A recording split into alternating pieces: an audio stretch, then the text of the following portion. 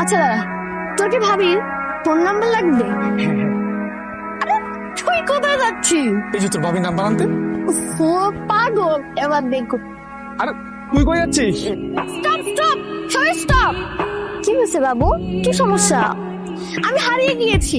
দেখ আসার সময় আমার ভাই আমাকে নিতে আসতো, কিন্তু আসেনি। কল করতে হবে আমাকে, ফোনটা দাও। আরে সবাই কেন দিল? আমি যাকে দিতে সেই দিবে, তুমি নাও। এই নাও ভাইয়া।